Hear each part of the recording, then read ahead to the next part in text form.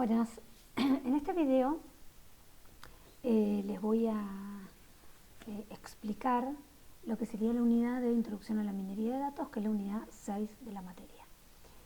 Es una introducción, ¿por qué? Porque en realidad acá vamos a ver como las bases principales y todo lo que se refiere a minería en general lo van a ver en una materia de cuarto que es depósito y minería de datos. Ahí lo vemos bien completo con las técnicas y todo. Bueno, ¿qué hace la minería de datos? Seguramente lo han escuchado, es un concepto que está bastante actual hoy en día y de moda, que extrae patrones o información interesante, como dice ahí, no trivial o implícita, que es muy difícil que una persona pueda encontrar eso en los datos, porque los datos son muchos, como dice ahí, desde grandes bases de datos, ¿no? Entonces, no es información fácil de encontrar, es información que posiblemente está como escondida, es desconocida en el momento antes de aplicar la minería y podría llegar a ser útil. Como dice ahí, ese concepto por ahí simboliza todo lo que es la minería de datos analiza los datos, ¿bien? Los analiza desde otra perspectiva. Intenta, como dice, descubrir reglas o patrones que tienen los datos que no son fáciles de ver a simple vista. ¿Está? Obviamente trabaja con grandes volúmenes de datos en general, aunque no necesariamente, pero bueno, por ahí han escuchado, cuando se trabajan con grandes volúmenes de datos, también se incluye este concepto de Big Data, ¿no? El trabajo de grandes volúmenes de datos con reglas, con metodologías de análisis de los datos, como es la minería de datos o la inteligencia artificial. Bien, es importante destacar que la minería de datos es diferente a una herramienta de consulta, o sea, no es hacer un select común. Todo lo que yo puedo encontrar con un select común no estoy haciendo minería, ¿no? Por ejemplo, no sé, ¿cuántos kilos de manzana se produjeron en Neuquén versus en Río Negro? Bueno, eso por ahí hago una consulta, busco cuántas se produjo en Neuquén, las comparo y después puedo hacer suposiciones de por qué. ¿Por qué hubo más en Río Negro que en Neuquén, por ejemplo? Bueno, porque hubo lluvias, porque hubo... Bueno, pero esas son suposiciones, ¿no? Suposiciones que tiene, no sé, el ingeniero agrónomo que está consultando este sistema con respecto a eso. En cambio, con respecto a esa pregunta, las herramientas de minería van a tratar de determinar el por qué sucedió esto. No solo con los datos de la producción, tanta producción acá, sino por ejemplo con los datos climáticos del año, con lo que sucedió, si hubo lluvias, si hubo heladas, bien, con, no sé, con los datos de la inflación, por el tema de si se aplicaron o no pesticidas, digo, por el precio de las cosas, ¿no? Se puede utilizar muchos más datos para tratar de determinar los factores significativos que produjeron estas diferencias en estas cantidades de toneladas producidas. Entonces, ¿qué hace la minería? Trata de descubrir relaciones y patrones que están escondidos que no son siempre obvios. ¿Está?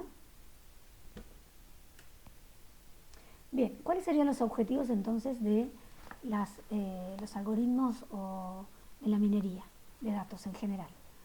Predicción, por ejemplo, conocer qué clientes compran nuestros productos, si le damos determinados descuentos, borrar toda una línea de productos porque no tiene beneficios, por ejemplo, no va a tener beneficios. Identificación, por ejemplo,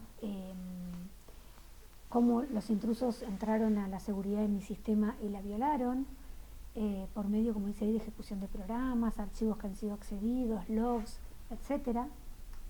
Otro objetivo es la clasificación, que sería como partir o clasificar los datos en diferentes clases o categorías para conocer cómo esos datos actúan juntos, bien. En general lo que clasifica son datos reales para obtener ciertos resultados. Optimización, que se refiere al objetivo que es más que todo relacionado a lo que es el uso de los recursos, como el tiempo, el espacio, el dinero. Bien. Bien. Entonces, tenemos 4 objetivos: las predicciones, la identificación, la clasificación y la optimización. Objetivos como generales, ¿no? Al mismo tiempo, existen 2 enfoques para la minería: lo que es un aprendizaje supervisado y lo que es un aprendizaje no supervisado. Un aprendizaje supervisado se basa en que yo conozco qué es lo que quiero obtener. En el ejemplo que está acá en las filminas, me muestra, por ejemplo, una consulta que quiero hacer sobre una base de datos de clientes, en el cual quiero saber si el cliente es leal o no es leal para quedarse en la compañía, ¿no? Por ejemplo, entonces yo tengo un montón de información de los clientes, por ejemplo, nombre, apellido, dirección, una encuesta que le hice, cantidad de hijos, cantidad de tiempo que utiliza, no sé si es una compañía telefónica, el teléfono, etcétera. Pero además tengo el listado de qué cliente es leal y cuál no es leal, o sea, qué cliente se quedó en la compañía y cuál se fue de la compañía. ¿Por qué supervisado entonces? Porque por cada dato yo conozco cuál es la respuesta. Entonces tengo ejemplos que son positivos, en este caso positivos, ¿qué significaría? Son leales, se quedan en la compañía, y negativos, no se quedan en la compañía. Entonces el entrenamiento o el aprendizaje se le dice supervisado porque conozco cuál es la respuesta que quiero obtener. Bien, fíjense acá tengo, por ejemplo, al cliente tengo el cliente, el tiempo de uso del teléfono, no, ahí es cantidad de días que estuvo el cliente en la compañía, los minutos que usaron en el último mes, el uso del cliente en los últimos 6 meses, el estado, que sería el resultado de la satisfacción del cliente, y el tipo. Ahí el tipo es como el objetivo que quiero en este aprendizaje supervisado. Si es leal o si lo perdí. Bien. Como dice ahí, entonces, requiero en el modelo el conocimiento de quiénes son los empleados que se han mantenido leales y cuáles no. Bien. En cambio, perdón, en un aprendizaje no supervisado, lo que hago es estudiar, es no conocer cuál es la respuesta. Yo no le doy ejemplos de casos positivos y negativos, sino que yo lo que hago es, de acuerdo a la información que tenga, puedo hacer, por ejemplo, agrupamientos que son de patrones similares. Este grupo de algoritmos, por ejemplo, que cumplen con este aprendizaje son, un ejemplo, los de clustering o de agrupamiento, en donde no se define ninguna clase, sino que clasifica de acuerdo a similitudes entre cada uno de los valores que yo le ingreso. Bien, entonces puede ser, como dice ahí, un resultado, un conjunto de descripciones de clases que las va asociando en forma similar porque tienen valores similares. Pero es como que yo no sé lo que quiero obtener, ¿no? Sino que lo que hago es que esas técnicas de clustering que están dentro del aprendizaje no supervisado me pueda armar como agrupamientos en base a las similitudes que tengan esos valores. ¿Está? Entonces, por ejemplo, en un aprendizaje no supervisado podría haber armado estos 4 grupos en donde me agrupa por los clientes que tienen ingresos bajos, un hijo y autos lujosos, los clientes que tienen ingresos bajos, 0 hijos y autos compactos, y así sucesivamente en las diferentes, con los diferentes grupos que armó. Bien. Bien, ¿por qué utilizar técnicas o utilizar un estudio de minería de datos? Bien, además de los objetivos, que de los objetivos podríamos haber sacado algunos detalles, también del por qué, acá tenemos algunos otros usos. El marketing directo, como dice ahí, permite predecir qué tipo de personas quieren ciertos productos. Por ejemplo, le hace, como dice ahí, ahorrar a las empresas dinero en tiempo y tareas de marketing. Le puedo ofrecer a los clientes lo que realmente necesitan y no un montón de cosas que no quieren. Bien, puedo reducir gastos porque le puedo enviar, no sé, una muestra gratis a un cliente porque sé que necesita, o le estoy promocionando el producto correcto y sé que después me lo va a comprar. Bien, entonces una de las razones de por qué usarlas es porque todas estas cosas las podría hacer. También se puede utilizar para análisis de tendencias, como dice ahí, entender cuáles son las tendencias del mercado para crear un plan estratégico para reducir costos y tiempo. Un ejemplo que está ahí, que es muy utilizado, es en Walmart, el cual hizo un estudio de minería de datos basado en análisis de tendencias, o al menos eso es lo que se cuenta en la bibliografía, en el cual lo que hizo fue colocar en el supermercado los pañales, no sé, cerca de la cerveza o lejos de la cerveza, depende. ¿Pero por qué? Porque en su estudio entendió, o el estudio le dio, que los hombres que compraban cerveza siempre compraban pañales, o viceversa. Entonces, una estrategia para aumentar las compras es o ponerle los pañales cerca de la cerveza o ponerles lejos de la cerveza, no sé, para que recorran más el supermercado y compre otras cosas que no necesitaba, como hacemos todos cuando vamos al supermercado. Compramos cosas que a veces no necesitamos. También para la detección de fraudes, donde podemos, como dice ahí, modelar formas en las que un estafador realiza el fraude para cuando suceda algo similar pueda detectar que eso va a ser un fraude. Bien, y entender cómo surgen esos fraudes dentro de los datos que tengo o con las tarjetas. Bien, no sé, por ejemplo, conocer, vieron, no sé, si yo tengo gastos en la tarjeta, gasto, y nunca gastaba, ese puede ser con alguna técnica de minería podría detectar patrones que hacen que si me comporto de determinada manera, o si se comporta de determinada manera, eso va a terminar en un fraude. Bien, a la tarjeta. Bien, y por último, yo les traigo como un pequeño proceso, que también vamos a ver uno mucho más complejo y completo en la materia de depósito y minería de datos, en donde es un proceso completo para hacer un estudio de minería de datos. Fíjense que la primera etapa o la primera tarea es la preparación de los datos. ¿Por qué dice que es el corazón? Porque esto está relacionado con la unidad de calidad. Si yo tengo malos datos, los patrones que pueda extraer de esos datos van a ser también malos. Con lo cual, preparar los datos con estrategias de calidad, como las que conocimos, para que los datos sean buenos durante el tiempo. Y luego, cuando quiero hacer un estudio de minería de datos, limpiarlos, reestructurarlos, normalizarlos, para que estén bien y con calidad antes de comenzar el proceso, antes de comenzar las técnicas de minería. Bien, por eso le llamamos que es el corazón, porque si los datos son malos, lo que obtenga de esos datos van a ser malos. Lo vimos en la calidad. Entonces tengo que limpiar, esto ya lo vimos en cuanto a las dimensiones que teníamos, errores en cuanto a la exactitud semántica, sintáctica, completitud, consistencia, valores faltantes, si tengo nulos. Y además puedo también hacer reestructuraciones o normalizaciones de los datos, si los datos estaban guardados por día, no sé cuánto gastó en cada día o cuánto una persona gastó en Walmart cada día. Yo puedo decir, no, yo quiero saber el gasto mensual. Entonces, ¿qué hago? Reestructuro el dato para no guardar por día la persona, sino por mes o por año el gasto de cada cliente.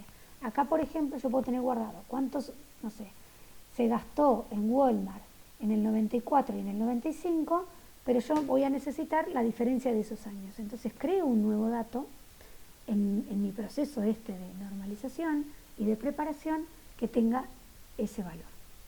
Bien, luego, ese sería un 2, tenemos que definir un estudio. ¿Qué tipo de enfoque voy a utilizar?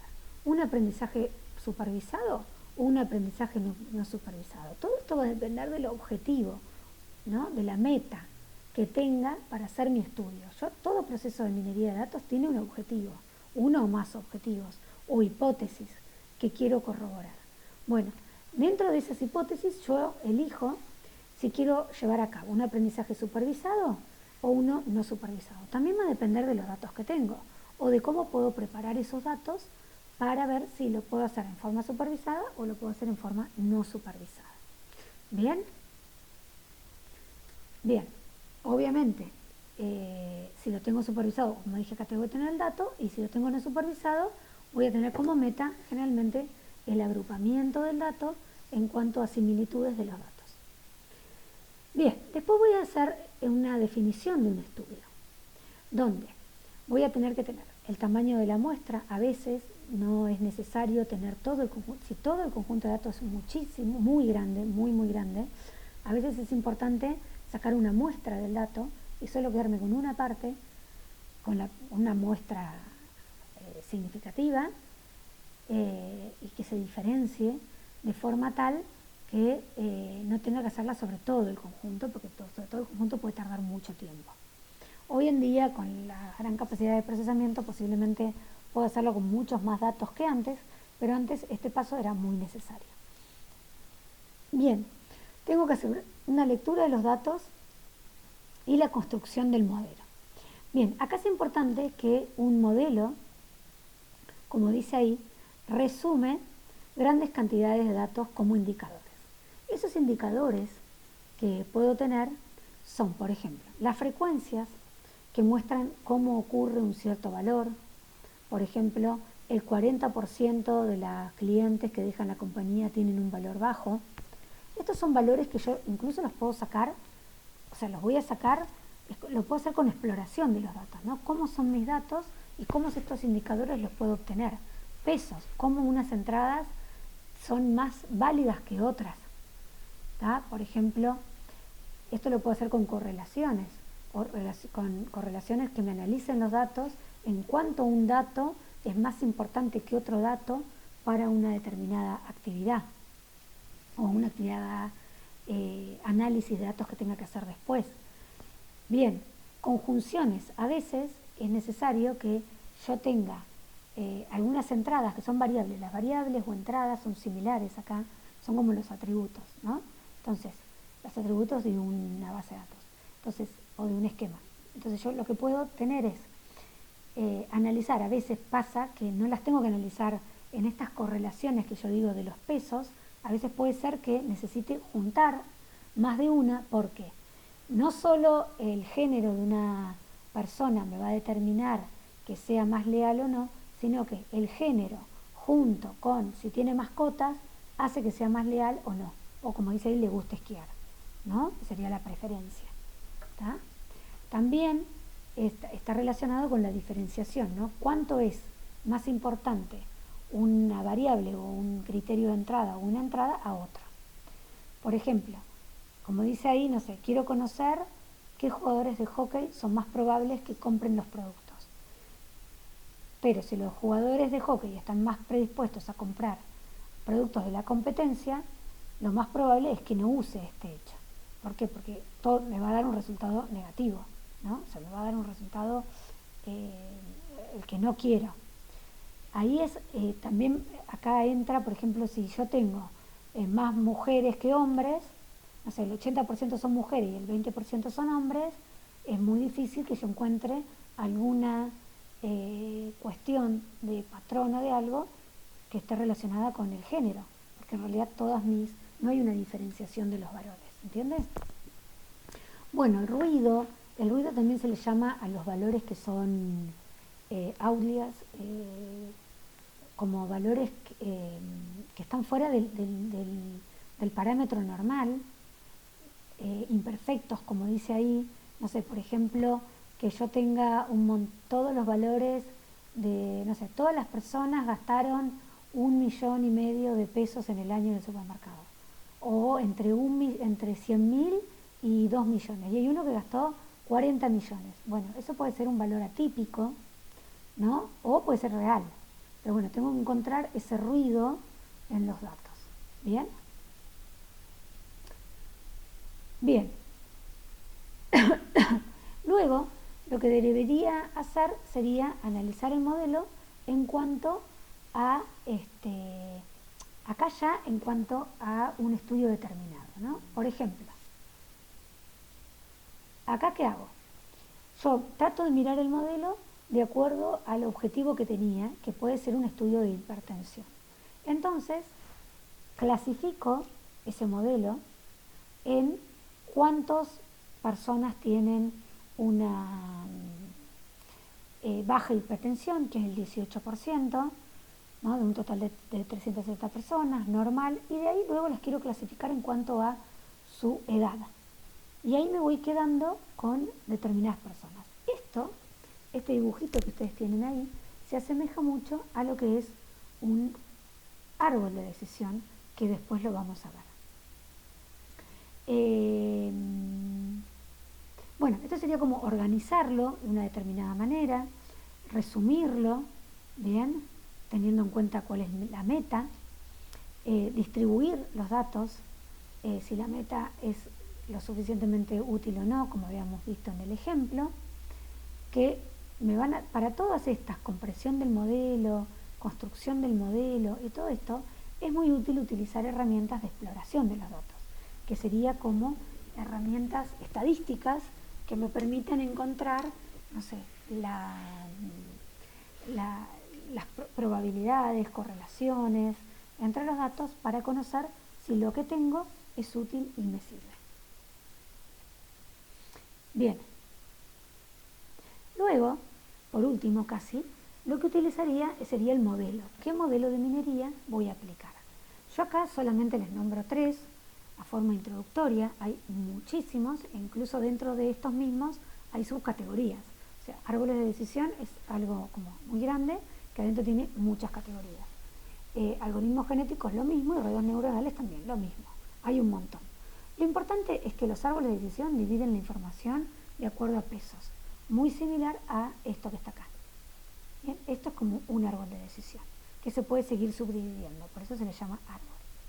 Un algoritmo genético se basa en algoritmos que son similares a la evolución biológica de las especies, donde me quedo siempre con la especie más apta, como sería en la realidad, y las redes neuronales, que también se basa en la comparación con la biología, digamos, en cuanto al sistema nervioso de los seres vivos. Entonces, a grandes rasgos, ¿qué hace ¿para qué sirve un árbol de decisión? Clasificar conjuntos de datos, predecir salidas, por ejemplo, puede ser para clasificar. Yo quiero saber si esta persona que entra acá va a ser más probable que tenga hipertensión o no. ¿Tá? Quiero predecir una salida, quiero conocer, no sé, cuáles van a ser las personas que me van a comprar ciertos productos. El objetivo, como dice ahí, es generar reglas que son fáciles de explicar y de traducir a un SQL o un lenguaje natural. En general, los árboles de decisión son como una de las técnicas más sencillas de comprender cómo funciona, sobre todo de comprender cómo funciona. Las redes neuronales y los algoritmos de genética son ya más complejos de comprender por dentro cómo funcionan. Por eso es que los resultados del modelo son más importantes de cómo el modelo trabaja. No se necesitan extraer reglas. Muchas son utilizadas para clustering, o sea, hacen agrupamientos, donde la red te va a contar, digamos, dar qué grupos obtuvo, pero no te va a explicar cómo son esos grupos. ¿Bien? Y cuando la cantidad de entradas es limitada. ¿Por qué? Porque a veces con muchísima cantidad de datos tardan muchísima cantidad de tiempo. Entonces los algoritmos genéticos, los cuales están orientados a problemas de optimización, pueden ser utilizados, bueno, como dice, hay parámetros específicos para optimizar y podemos encontrar cuál es la función de aptitud para encontrar resolver ese problema de optimización. Y fíjense que a veces los algoritmos genéticos, como me permite optimizar, pueden ser utilizados con las redes neuronales para optimizar la cantidad de entradas de una red neuronal. Y no estoy diciendo un montón de entradas, sino aquellas que son necesarias. Bien, por eso dice que muchas veces los algoritmos genéticos están incluidos dentro de otros algoritmos, como las redes neuronales. Bueno, y por último también podemos nombrar a otros tipos de minerías que se hacen, por ejemplo, para la web.